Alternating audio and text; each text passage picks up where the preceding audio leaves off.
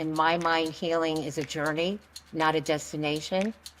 And what helps me is each time I do have an opportunity to speak in front of an audience, people come up afterwards. I've had people throw themselves on me crying that they were so glad that somebody gave them an opportunity to share their secret.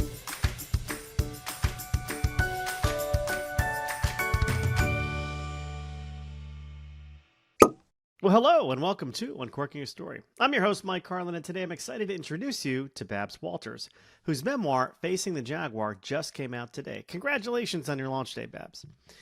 During the course of our conversation, she said something that really stayed with me, and that's this: healing is a journey, not a destination. Now, that sentiment resonates deeply with me, and it's one that I explore in my own book, The Waiting Room, which looks at how grief, family, and unresolved emotions shape us. It's a novel inspired by personal loss, but it's ultimately about finding meaning in the midst of heartache. Now, if you're drawn to stories that make space for healing and hope, I hope you'll check it out. It's available wherever books are sold. Now, back to Babs. What moved me most wasn't just her story of surviving trauma and breaking cycles. It was what happened since she started sharing it. Now, after speaking events, people have come up to her in tears saying, "Thank you. I finally feel seen." Now that's the power of a story well told. So with that, let's pop the cork on Babs Walters' unforgettable journey. As a domestic violence and sexual abuse survivor, author, advocate, speaker, survivor Babs Walters has devoted much of her adult life to raising understanding and awareness of the long-term effects of generational trauma, breaking the chain. She has conducted trainings for the past 30 years on women's empowerment, sexual harassment and discrimination, helping women speak up and out for themselves. She joins me today on Uncorking a Story to discuss her new memoir, Facing the Jaguar, a memoir of courage and confrontation. Welcome to Uncorking a Story, Babs. Thank you so much for having me here, Mike. I'm excited to have you here, Babs. I'm curious, where does your story as an author begin? Well, I think that my story probably starts the same place that most authors' stories start. I was an avid reader as a child. And what I loved most about the books that I read was the way I felt that the author was speaking directly to me. So I would get lost in my books. My mother would be standing over me saying something, and I would see her lips moving, but I wouldn't even hear a word coming out of her mouth. And my childhood was not, I guess you would say it was not an average childhood. So part of that escape was very pleasurable to me, in addition to getting lost in the books. And one year, my grandfather gave me as a gift a portable typewriter.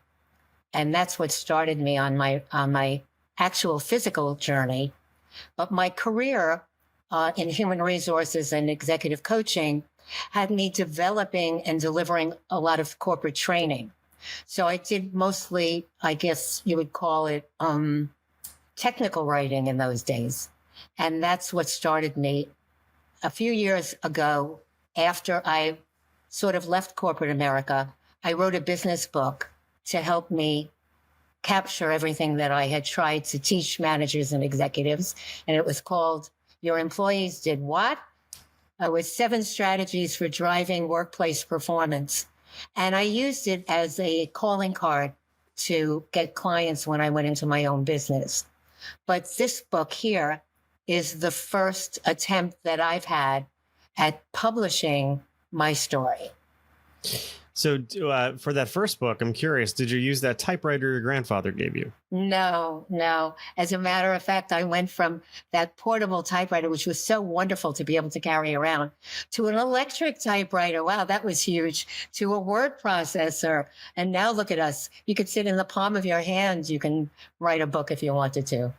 You know, I often wonder how our writing would be different if we were forced to write on a good old-fashioned typewriter instead of using a computer, word processor, that kind of thing. If how much more intention we'd put into our writing if we didn't have the old backspace.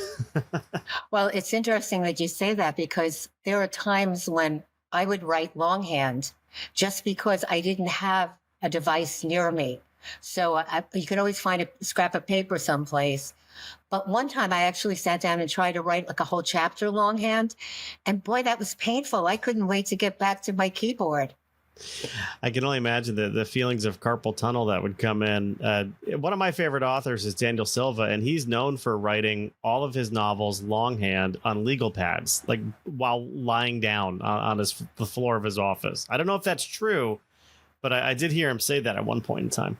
Well, it might be true because that might be his inspiration. If you get your first idea that way and then it works, you start thinking, well, this is my lucky charm. I'm going to keep doing it. That's right. That's right. It's like the sports star who won't change, his socks, after a win, which could be a little stinky. But tell me, what's the genesis behind this book? It sounds like it deals with some pretty heavy themes, Babs. So what can you share with us about Facing the Jaguar? Well, my story started with my parents, who were two troubled kids and got together in a reform school. And somehow, while they were housed on two separate campuses, they managed to get pregnant and needed to run away because in New York, they couldn't get married underage. And when they ran away, I came too quickly. They were not able to get married yet at that point, and my father got drafted into the war. So you had this child raising a child. You had this other kid who was just fresh out of a reform school for anger management issues, who was trained to be a sniper in the Army and to kill with one shot. And when he finally comes home after 1.5 years of service, he finds my mother with another man. So that became their dance. And they stayed married for 72 years. So it's kind of an interesting story. But it was not a great way to raise children, between one running away and one always angry. And one of the things that I probably love my mother the most for is she introduced me to books. My mother was an avid reader. She would come up, I don't think I ever saw her cook or clean the house, but she would sit with a pile of books all day, all night. And she brought me books from the library. And of course, in those days, we had a bookmobile. So one day when I was reading encyclopedias, because I had nothing else in the house to read, I came across a term that described something that was happening to me. And it was right after the Incas of Peru and incense, and it was the term incest. And when I read what I thought the experts who write encyclopedias had to say about my life, I don't think I've ever felt more alone in my entire life. And I made a decision that day at 11 years old that someday I would write a book, and the book would help some other little girl not feel so all alone. Now, you're probably wondering why it took me so long to get here and keep my promise, right? I actually tried to write it in my 40s, and I took a class at NYU, with a novel writing course. And while I had the criteria to get accepted into the course, the professor pulled me aside one day and he said, "You need to go home." And I was in shock because here I was finally getting my words out, And he said, "Even war and peace has some peace in it. No one is ever going to want to read this book until you go home and you get better." So that just really pushed me forward in my healing journey. And I told a story now that I would not have been able to tell then. Yeah, I'm curious, like back in your 40s, when you originally were thinking about this, when you were doing the NYU thing, was your intent behind that book different in your 40s than it was later on in life? Wow, that's interesting. I'd have to say yes, although I've never really defined what it was. At that point, I was writing a novel, so I was trying to hide some parts of what happened to protect people because they were alive at that point. And because I thought that writing a novel meant that I could be more creative in the storytelling. Okay. So you mentioned that too, that it was a novel versus a memoir. Mm-hmm. But I know sometimes, when things are, sometimes with writing, our intentions might be to get back or revenge or, maybe make a hit piece on somebody. And that's real. That's a real emotion, Of course. but it's not always the greatest motivation for for writing, whereas it sounds like you wanted to really, in round two anyway, you really wanted to help other people with it, and that became the intent. Correct. So I'm curious, how difficult was this to write? I mean, taking this trip down memory lane. I mean, you opened up this conversation by saying your childhood was not the average, and it sounds like just by what little you've shared so far that certainly it wasn't average in any stretch, sense of the imagination. How difficult was it to go back and kind of re-experience some of these things as you're writing them down? And not as difficult as you would imagine, because 45 years of therapy has brought me a consciousness that I tried to suppress as a child, that I actually had disassociated from because it was so horrible. But it was difficult for me to portray people as objectively as I could, and that made it tough. I think that one of the best comments that someone who reviewed the book wrote, that I tell the story without pointing fingers or without blaming anyone. And I try to tell it as objectively as I can because I want it to make a difference. I don't want it to be, oh, there's this bitter person and she's complaining. Yeah. How healing was it for you? I mean, it sounds like 45 years of therapy. I'm sure there's some healing involved there. But the act of writing and processing and sharing your story, I imagine there's some healing there as well, although I don't want to assume. But I'm curious if you could just speak to that a little bit. Yeah, that's been a big surprise to me, Mike. So that's really a good question, because I didn't expect. And everybody says, oh, writing a memoir is so cathartic. But what happened is I took a writing course, and I had two fabulous mentors taking that course. And one of them told me that in order for people to want to read my book, I need to have some universal truth in it, that not everybody is going to share my experience or even be interested. This is a subject that a lot of people just don't even want to talk about. And she encouraged me and supported me to look for what was universally true in my story. And what I came up with was the fact that all families have secrets that they keep. They don't have to be anything like mine at all, but it's the things that don't get discussed at the dinner table, like adoption or suicide, or a relative in a mental institution, or bankruptcy, or so many topics. So I started to think about the harm in keeping secrets, and the fact that my parents, in order to behave the way that they did, had to have been in the same place at some point, that there was some generational trauma that they had experienced and they were unable to let go of, and they could not break that chain. So I did as much research as I could about every detail that they had both told me about their lives. And I was able to find things that were absolutely amazing and gave me the opportunity to see my parents with a little bit more grace. And that was healing, because you can't be angry at other people and not hold some of that anger inside yourself someplace. Yeah, that anger can be debilitating, and it will manifest itself in sickness, and mental health issues, physical health issues, that kind of stuff. So that's a beautiful thing that you're able to sort of almost forgive them in a way, but it's forgiveness through understanding. Right. I wouldn't go as far as saying forgiveness, because I believe that there's still more work to be done. In my mind, healing is a journey, not a destination. And what helps me is each time I do have an opportunity to speak in front of an audience, people come up afterwards. I've had people throw themselves on me crying that they were so glad that somebody gave them an opportunity to share their secret. I'm not quite sure how I'm going to heal the rest of the world. I'm still working on healing myself.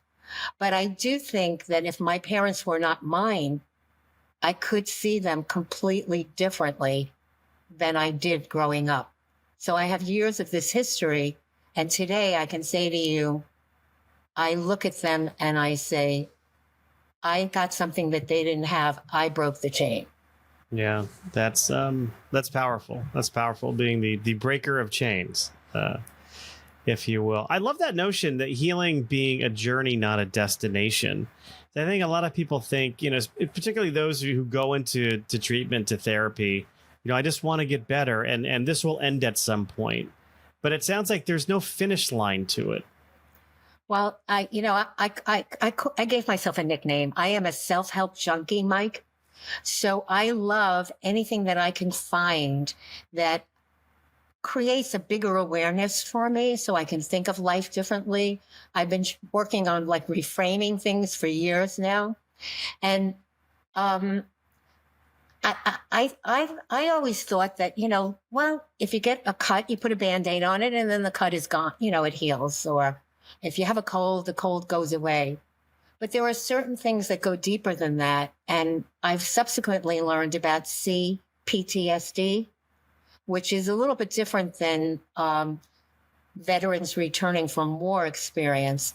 This is a continuous amount of trauma that doesn't seem to end.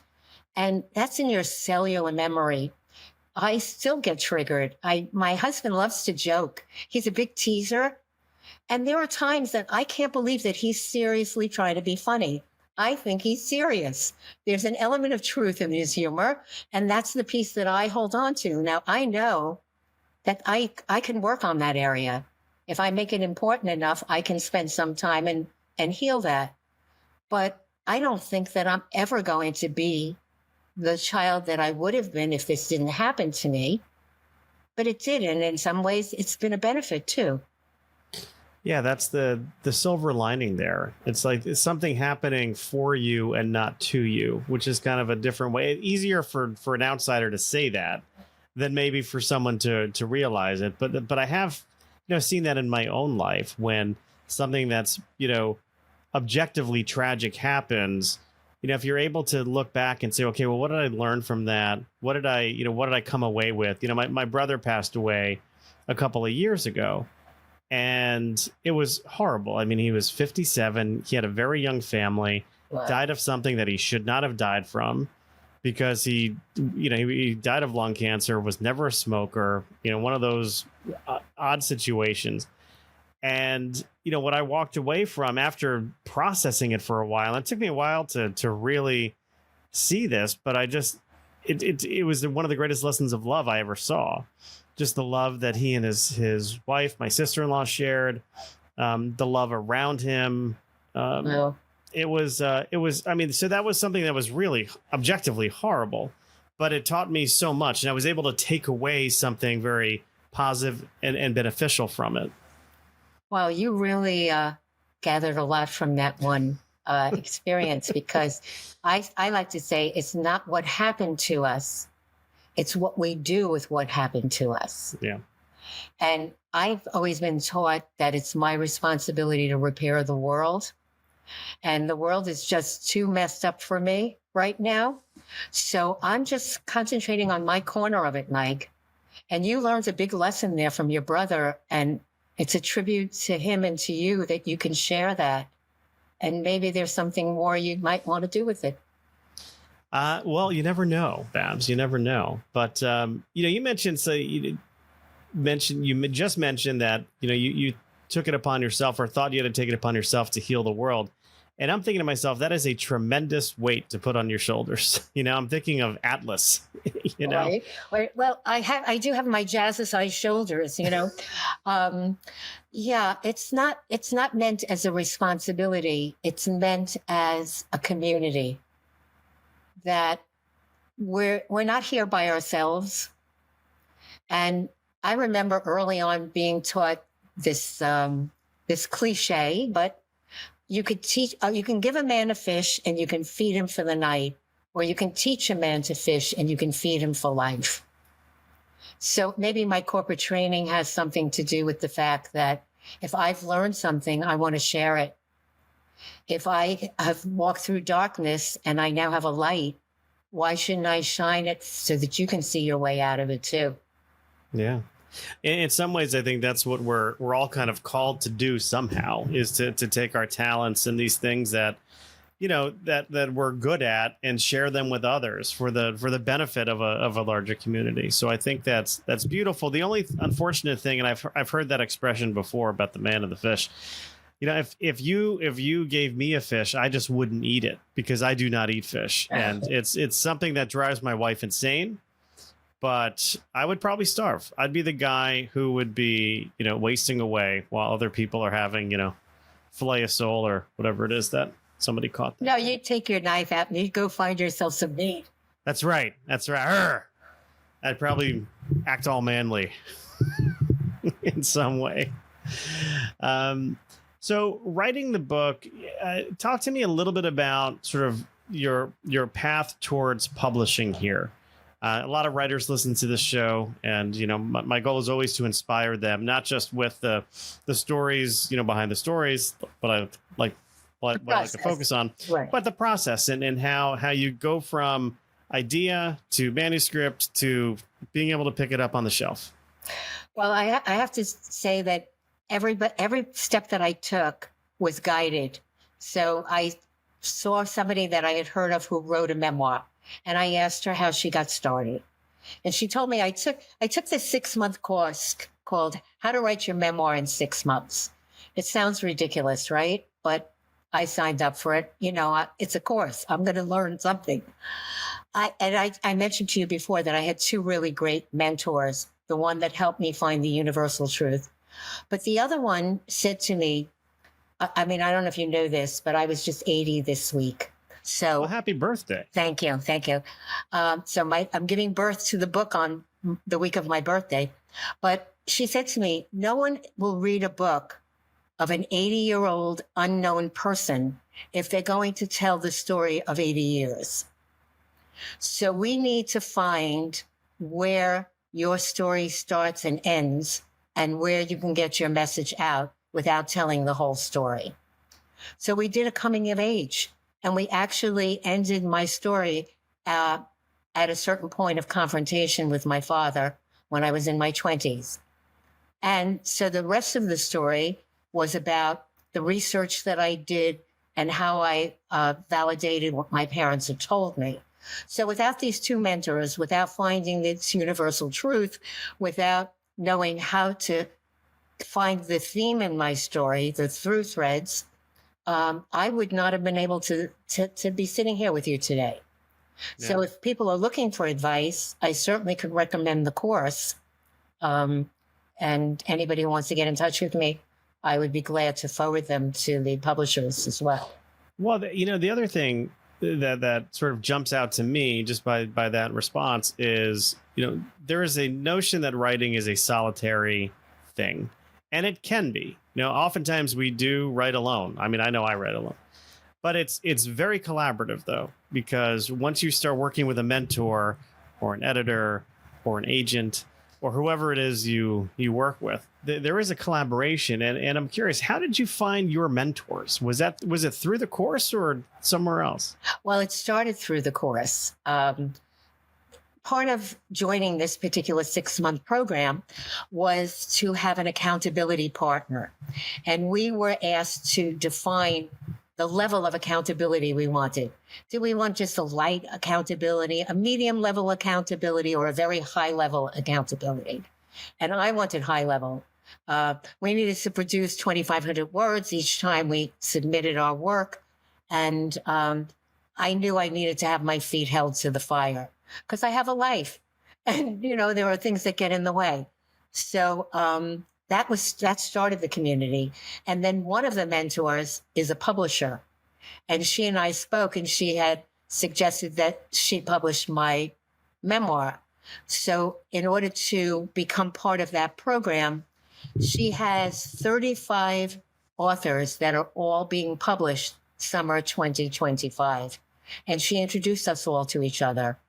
And we formed cohorts depending upon whether we were novelists or memoirists or graphic novels or historical novels or whatever type of book, self-help books we were writing.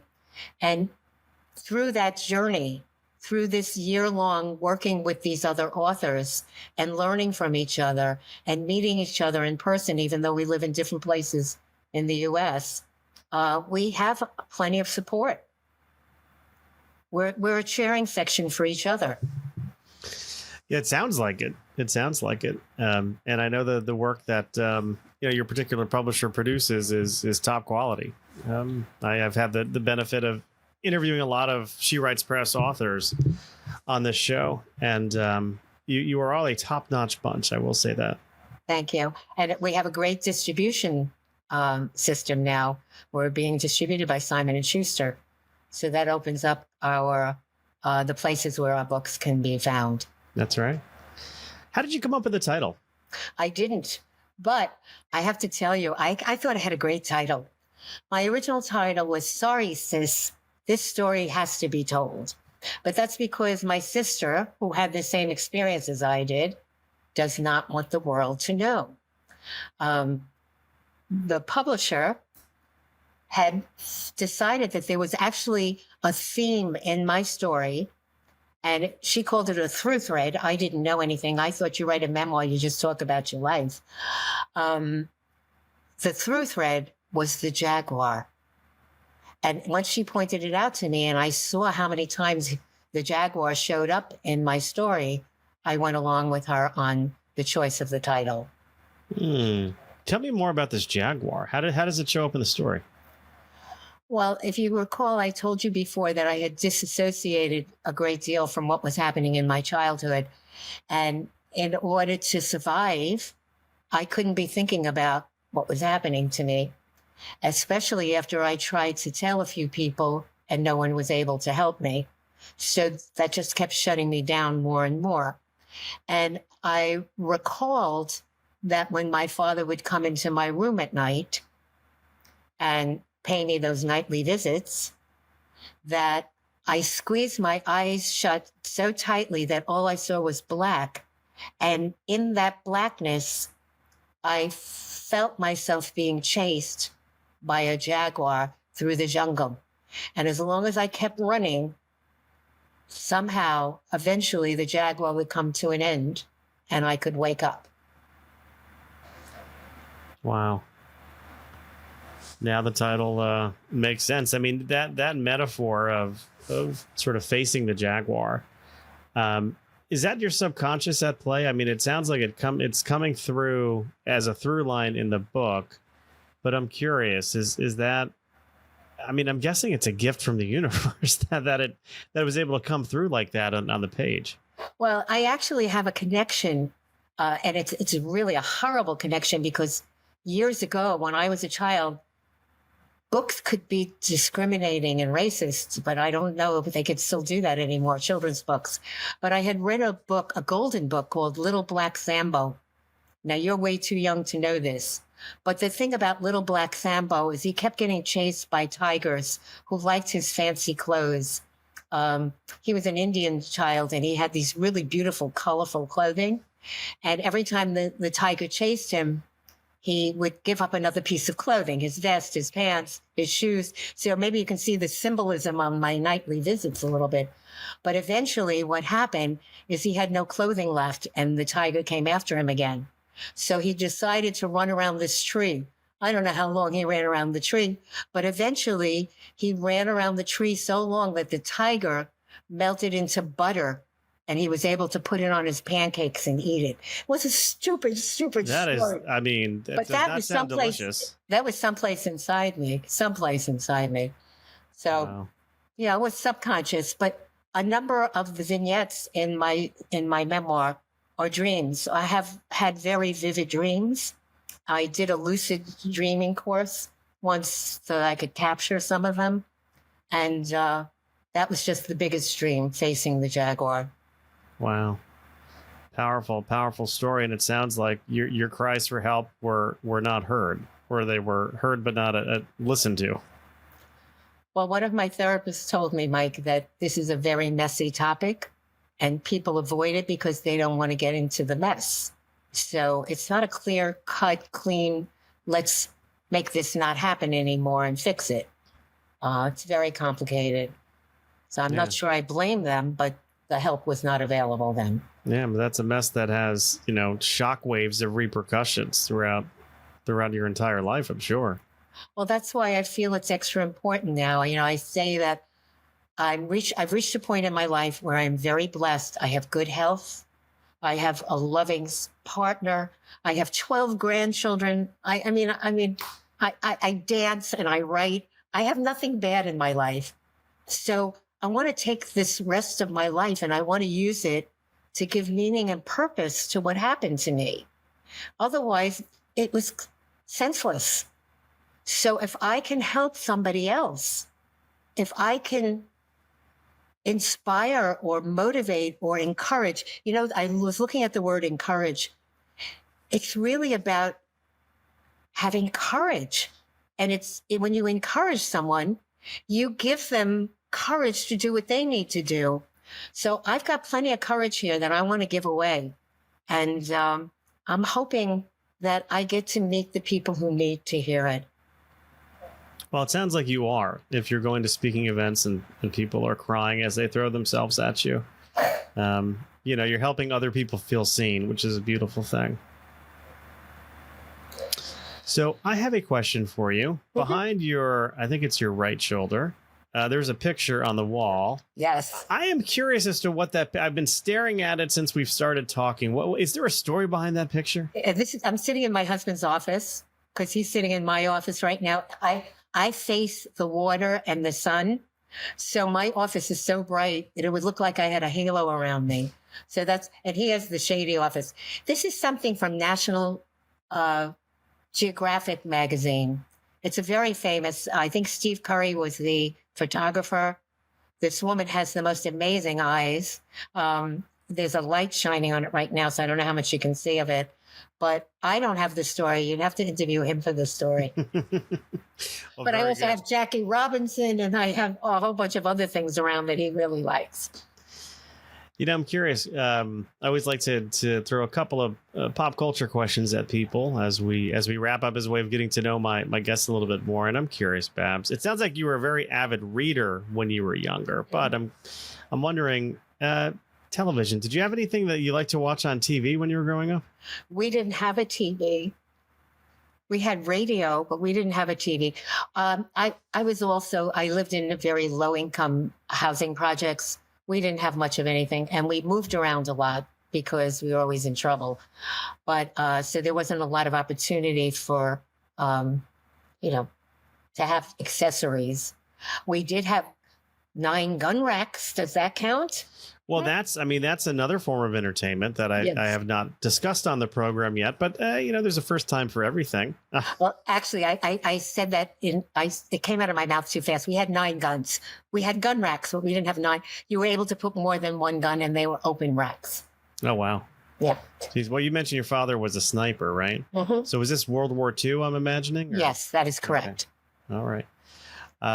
What about these days? Do you have a favorite go-to medium for relaxation other than books? I'm assuming you're still an avid reader, but do you like movies, TV, anything like that? Yes, my husband and I watch TV every night. Every night. That's what we use to unwind and relax. And we try to choose things that we can discuss, things that open up other topics for us. But of course, I'm still a Sex and the City girl. I mean, I lived in Manhattan with him when we first met, and after we got married. And there's no place like Manhattan. So I tried a little Emily in Paris to see what that was all about. Oh yeah, that's right. That's with Phil Collins' daughter, I think. Yes. Lily Collins. Yeah. Did you enjoy that? Yes. But I have to say the reason I enjoyed it is her boss is a 61-year-old woman who's quite a knockout. Yes. And I need all the inspiration I can get.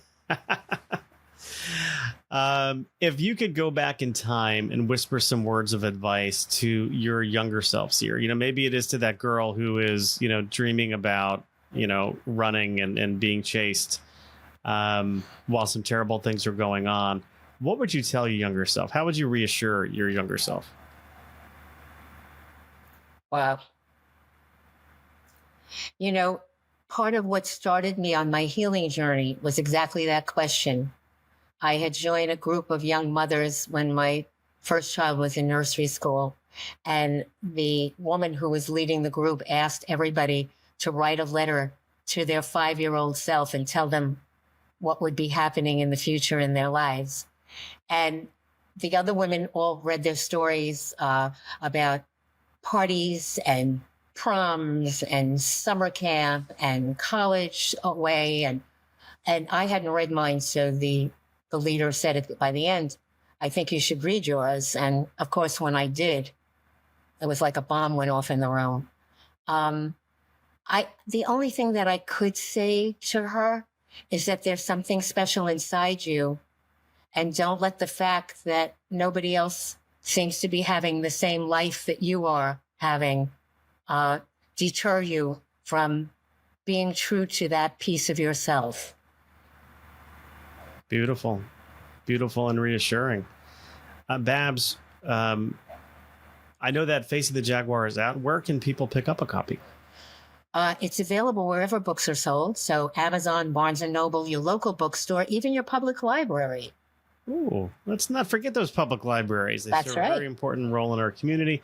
And Babs, if people want to get in touch with you, do you have a website or social media that you're active on? Yes, my website is real easy to find, babswalters.com.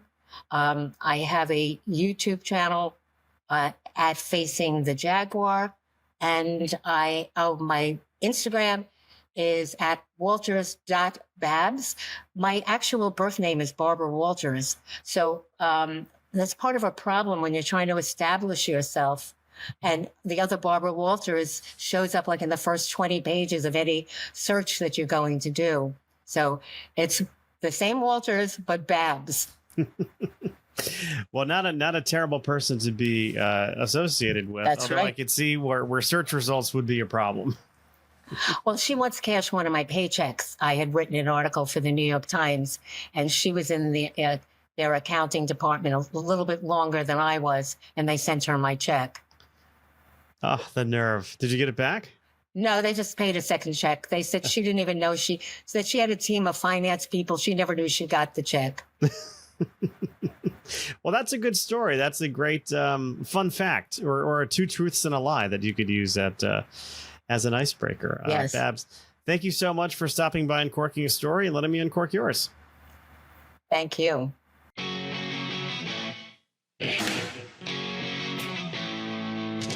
Thanks for listening to Uncorking a Story. If you'd like more information about today's guest or to find out more about Mike, go to uncorkingastory.com. If you enjoyed the show, please subscribe, rate, and review us at Apple Podcasts, Spotify, or wherever you get your podcasts. Tune in every week to hear Mike Carlin uncork a new story.